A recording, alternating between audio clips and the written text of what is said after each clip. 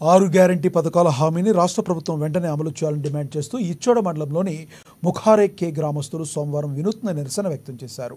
CM Revanth Reddy, AICC అగ్రనేత రాహుల్ గాంధీ, సోనియా గాంధీలకు మూకుమ్మడిగా ఉత్తరాలు రాసి తమ విజ్ఞప్తులను వారి ముందుంచారు.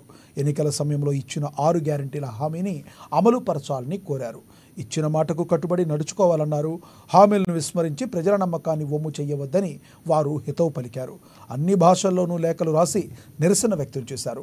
ఈ కార్యక్రమంలో మాజీ సర్పంచ్ గాడ్గే మీనాక్షి, ఎంపీటీసీ గాడ్గే సుభాష్, గ్రామస్తులు పాల్గొన్నారు.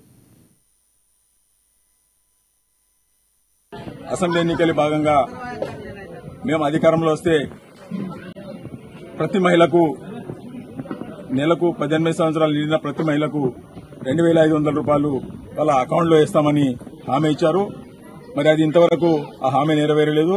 ఎవరైతే 2,000 పెన్షన్దారులు ఉన్నారో వాళ్లకు 4,000 పెన్షన్ ఇస్తామన్నారు. ఎవరైతే వీడియోస్ మన హ్యాండిక్యాప్ పెన్షన్ ఉన్నాయో వాళ్ళకు 4,000 ఇస్తామని, వాళ్ళకు 4,000 బదులు 6,000 ఇస్తామన్నారు. అది ఇంతవరకు వేయలేదు.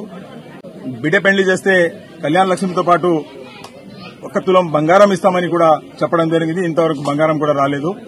మరి ఎవరైతే డిగ్రీ చేసిన ఆడపిల్లలు ఉన్నారో ప్రతి ఆడపిల్లలకు ఒక స్కూటీ ఇస్తామన్నారు స్కూల్కు పోవడానికి. మరి అది వరకు ఇంతవరకు నెరవేరలేదు.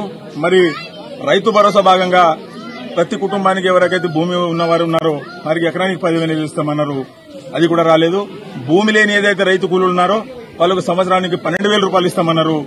అది వరకు ఇంతవరకు అది ఇవ్వలేదు. మరి రుణమాఫీ 2 లక్షల పైన ఉన్న వారికి